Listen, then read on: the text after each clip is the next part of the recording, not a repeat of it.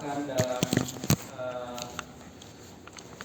UAT sendiri, biasanya UAT ini tuh sinkronnya itu dengan project. Ya. Jadi kalau misalkan project itu kan sudah ada poin-poinnya, sudah ada katakanlah apa kontraknya. Kalau di ujian itu namanya KAK, namanya itu apa ya KAK? Kerangka acuan kerja.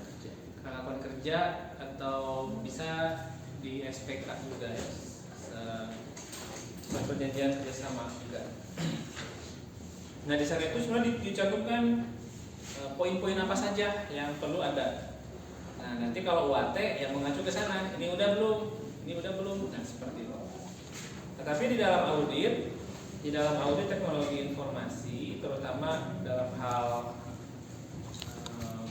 kayak gitu tata kelola atau juga perangkat lunak, tentu saja ada beberapa standar.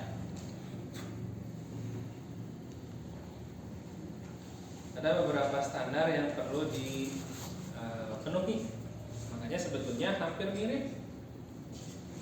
mirip dengan UAT tadi. Bedanya hanya di isi kontennya. Ya. Oke, kita akan lihat di materinya ya tadi.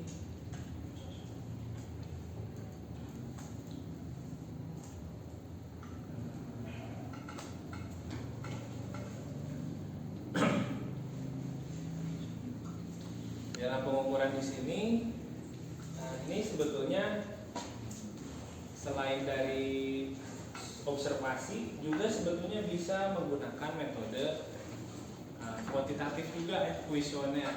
Tapi kuesionernya sifatnya lebih ke checklist, ya. Ada atau tidak? Gitu. Mungkin kalau skala itu udah bukan skala Likert, ya. Meskipun ada beberapa yang menggunakan skala Likert. Setuju, tidak setuju, sangat tidak setuju dan seterusnya. Tapi biasanya audit di sini itu menggunakan survei juga. Tapi paling sering itu menggunakan checklist ya, seperti tadi yang UAT. Nah, audit ini sebetulnya kalau kita bicara teknologi informasi dan juga dalam CMMI ya berkaitan dengan pengendalian aplikasi, beberapa area ya, sebetulnya ada beberapa area dalam pengendalian tersebut audit itu yang perlu dijaga kualitasnya. Ada mulai dari boundary, input, proses, output, database dan communication. Ini bisa dikatakan dikatakan di standar yang lain mungkin akan beda istilah, tetapi pada dasarnya bentuknya sama kok. Ini aja ya. Apa aja sih sebetulnya? Pertama adalah boundary control. Biasanya boundary itu adalah berbicara tentang batasan-batasan. Sama juga kan boundary. Salah satunya adalah berkaitan dengan authorization. Apa bedanya autentikasi dengan otorisasi? Ada yang bisa jawab ya? Perbedaan antara otorisasi, authorization dengan autentikasi atau authentication. Gimana?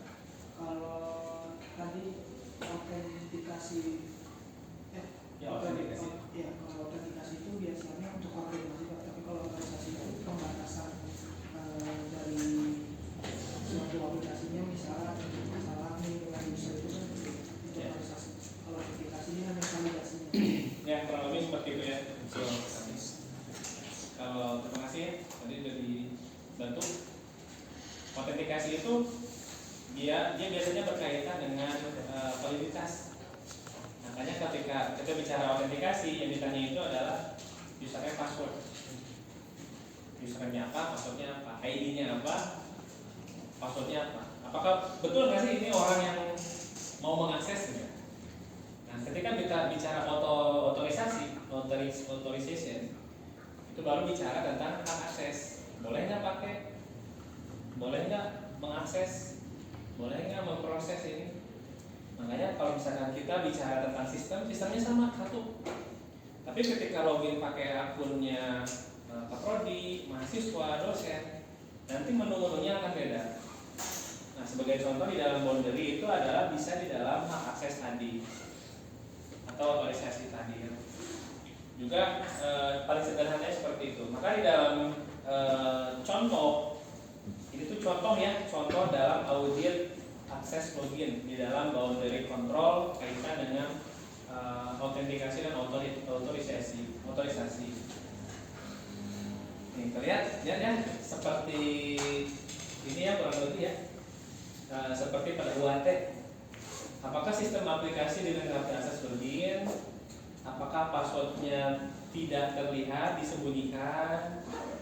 Apakah loginnya sudah dienkripsi?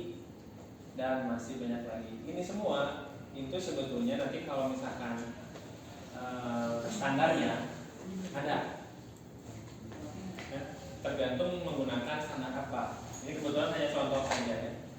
Nanti kita ketika menggunakan standar CMMI misalkan, otorisasi yang baik itu adalah seperti apa? Nanti ada beberapa poin. Itu yang harus kita tanyakan. Nah, sudah ada seperti itu, nanti tinggal cek ada nggak? Iya, tidak, dan seterusnya. Nah, dalam audit, dalam metode pengukuran menggunakan audit teknologi informasi, itu sebetulnya jauh lebih ringan dibandingkan dengan teknologi acceptance model kemarin. Karena kita cukup pastikan saja ini ada atau tidaknya seperti apa. Nah, posisi expert atau auditor di sini tentu saja untuk mendapatkan atau menganalisis ya, mendeskripsikan dari hasil temuan-temuan ini sehingga nanti itu bisa memberikan resiko dan rekomendasi. Nah, ini audit, bedanya teknologi acceptance model dengan audit. Kalau teknologi acceptance model itu tuh hanya mengetahui ini diterima, oh ternyata aplikasi ini tuh dipakai, penerimaannya bagus, itu udah. Tetapi kalau di dalam audit itu jauh lebih luas. Kita akan bicara resikonya seperti ini, rekomendasi dilakukan apa. Nah, ya, nanti resiko-resiko itu tentu saja kalau bukan seorang expert itu nggak akan bisa mengeluarkan statement-statement seperti ini. Nah, di sini tuh sifatnya kualitatif dari apa yang telah tadi ditemukan, dari temuan-temuan yang didapatkan, centang-centang tadi. Bisa kita simpulkan bahwa auditor itu nanti akan memberikan resiko dan rekomendasi. Nah, nanti ya mungkin pada saat UAS nanti kalian akan diberikan beberapa temuan, temuan seperti ini, atau mungkin apa ya? Atau mungkin sebetulnya ada tugas, tapi nanti saya koordinasikan dulu untuk mengaudit. Jadi kurang lebih sebetulnya bisa, kalau UAS-nya mungkin kisi-kisi sedikit lah, bisa disuruh untuk membuat mengukur ya, mengaudit suatu aplikasi, atau juga mungkin bisa juga dikasih temuannya seperti apa, diminta untuk memberikan resiko dan rekomendasi. Nah, ini kan sebetulnya baik lagi ya, kalau misalkan kitanya nggak expert, ini pasti bakalan dangkal gitu, tidak akan menyeluruh, tidak akan mungkin efektif, efisiennya mungkin tidak akan baik ya. Next itu adalah penggunaan untuk boundary control atau di input untuk kontrol input. Kalau tadi itu boundary-nya, kalau sekarang inputnya. Jadi di dalam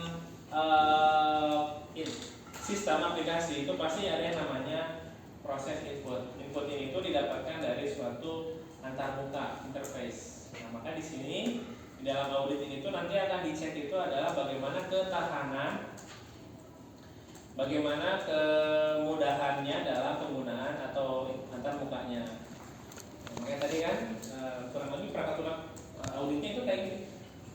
Hak akses, otorisasi, boundary-nya, antarmukanya seperti apa, sehingga nanti bisa kita simpulkan beberapa risiko dari antarmuka tadi. Sebagai contoh di sini, apakah warnanya sudah mulai dimengerti? Ya. Apakah selalu ada kesalahan, pesan kesalahan, ada feedback gitu? Ya. Apakah terdapat perubahan warna pada interface apabila terjadi kesalahan input? Tidak. Nah, berarti kan ada resiko pada human error. Kenapa? Karena pada saat diklik ternyata tidak ada perubahan warna. Ini. Artinya nanti akan terjadi kesalahan, rekomendasinya buat perubahan. Ya, seperti itu. Ini tuh kalau nggak salah di dalam teori IMK atau di Human Computer Interaction ya, HCI, ini yang kayak gini mungkin salah satunya ada di sana. Kemudian di audit selain ada input juga audit proses. Nah di sini sebetulnya kalau kita bicara tentang teknologi acceptance model itu ada poin usefulness, kepake enggak? Nah maka di sini tuh kita bisa lihat bahwa pertanyaan-pertanyaan yang digunakan itu biasanya berkaitan dengan hasil proses atau dengan prosesnya ya tadi. Sebagai contoh ada proses, apakah sistem dapat menghapus, mengcopy atau data? Apakah aplikasi dapat mencegah data tidak valid? Apakah ada proses yang data diproses dengan benar? Apakah aplikasi dapat mencegah hilangnya? Intinya lebih ke arah prosesnya. Sehingga nanti ada risiko lagi nih, dengan cara seperti itu prosesnya nanti akan menjadi seperti apa ya? Ya sebagai contoh misalkan di sini sih contoh misalkan pada saat login apakah ada captcha? Itu kan kalau tidak ada berarti ada resiko bisa di brute force ya, keamanannya akan berkurang. Nah itu tuh yang seperti itu mungkin yang bisa dijadikan resiko dan rekomendasi. Yang kedua adalah output. Nah kalau ini tadi lebih ke informatifnya, bentuk format datanya, kevalidan datanya dan lain-lainnya. Seperti apa ya di sini. Ini ditanyakan satu persatu. Nah, habis itu baru nanti diberikan rekomendasi yang tidak. Ya. Sebagai contoh di sini yang tidak itu adalah laporan disajikan dalam bentuk grafik tidak. Nah dengan cara seperti itu maka resikonya adalah user akan membingungkan atau kesulitan dalam membaca dan untuk menganalisis. Rekomendasinya berikan bentuk suatu grafik. Nah, kemudian yang resiko kontrol selanjutnya ada di database. Dan juga ada banyak. Ada ini saya ambil contoh beberapa dari standarnya itu adalah apakah ada personil DBA dan DA misalkan ya, database administrator dan analisis biasanya dia sudah dipisahkan gitu ya. Ya berarti udah oke. Apakah terdapat pengendalian terhadap cost legal dan seterusnya. Nanti centang nanti kalau yang enggaknya bisa dijadikan rekomendasi resikonya seperti apa. Kalau di sini kebetulan yang apa ya, permintaan data langsung itu tidak ada ya, jadi sudah bagus, maka tidak ada resiko dan tidak ada rekomendasi kalau memang nggak ada. Gitu. Kemudian objek yang kedua adalah komunikasi. Di sini berkaitan dengan jaringan biasanya, apakah keamanan jaringannya sudah bagus ya, seperti apa. Nah di sini terjadi yang tidak itu pada komunikasi dapat dilihat errornya tidak ya, kemudian standar Cisco itu enggak. Nah maka risikonya komunikasi bisa terputus sehingga jaringan komunikasi akan cukup lama sehingga diperlukan networking IT untuk memaksimalkan kinerja. Jadi menyeluruh ya audit itu gambarnya seperti itu kurang lebih. Jadi mulai yang perlu diperhatikan adalah bagaimana dari keempat hal ini nih. Mulai dari boundary control, input control, proses sampai communication. Ini saya coba buka penelitian yang CMMI ya, CMMI coba.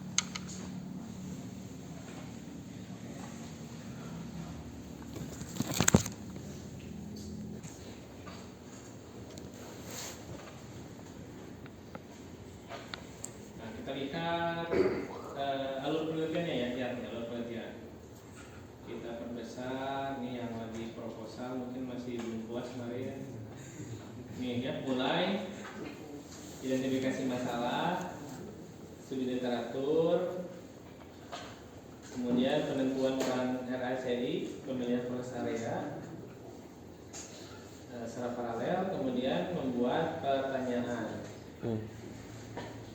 Ya, jadi pengukuran itu kayak gini ya, menentukan pertanyaan.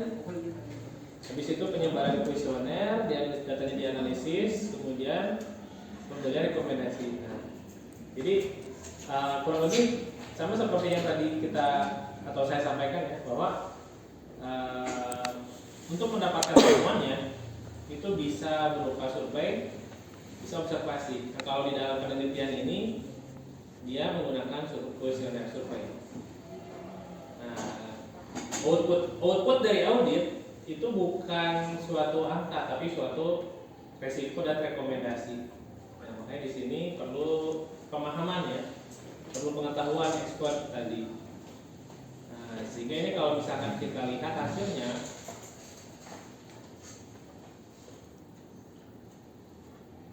kurang lebih seperti ini diagram rajinnya.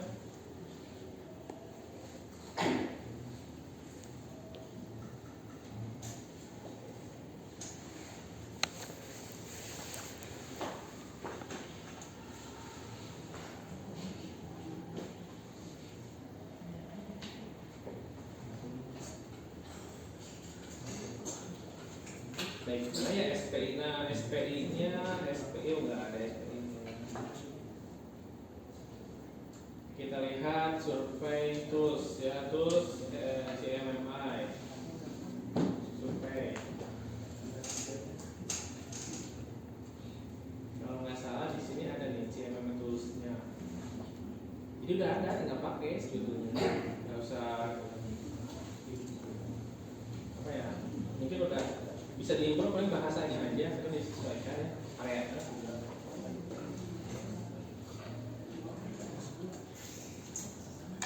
Mana ya? Excel coba. Terus CMMI maturity XLS.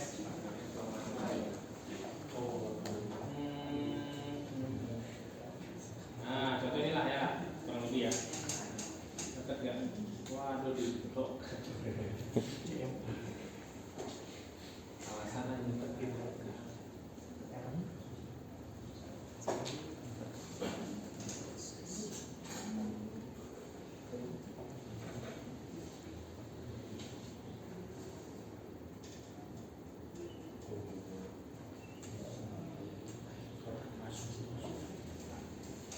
Kalau punya Excel-nya ya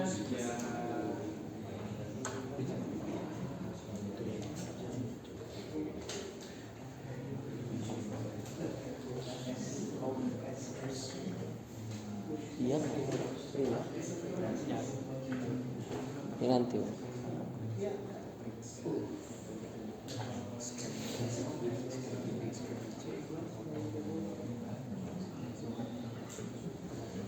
Oke, contoh mungkin seperti ini kurang lebih ya. Ada areanya tuh, REQM, Requirement Management. Di sini tuh understand requirement bagiannya. Nah, pertanyaannya di sini, establish criteria for distinguishing appropriate requirement provider. Artinya apa? Dilarang merokok. Kayaknya enggak ya. Di sini ada activity-nya apa? Kemudian ada deliverable-nya. Deliverable itu berarti sesuatu yang harus dipenuhi. List of criteria for jadi daftar kriteria untuk menentukan kebutuhan ya, kebutuhan perangkat lunaknya tadi. Nah di sini gimana? Konsep, detail, modular, info map, usable, evidence-nya seperti apa? Ini mungkin agak lebih sulit ya.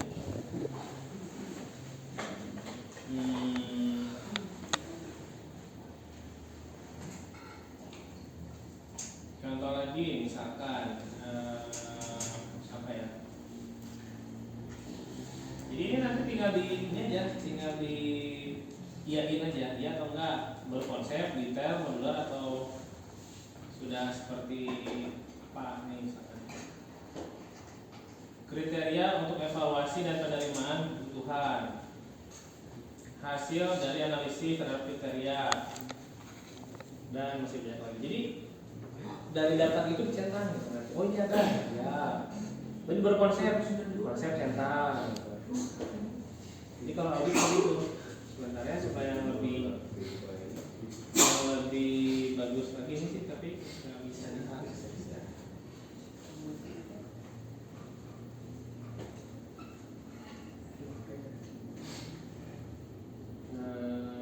Nanti coba bantu juga ya cari-cari, siapa tahu ada nemu juga yang XLS-nya atau aplikasi. Ini bahkan di GitHub ada di kalian pakai apa nih aplikasinya? Dia pakai apa nih?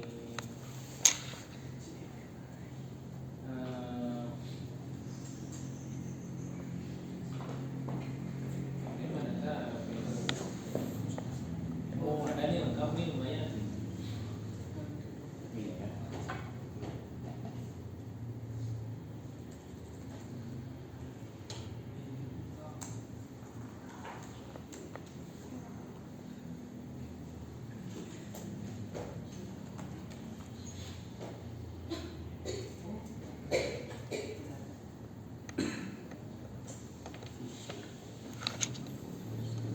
Ini mah formatnya aja ya.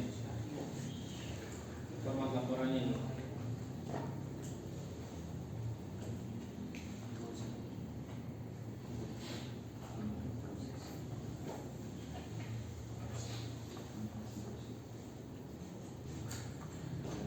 Iya, step CMMI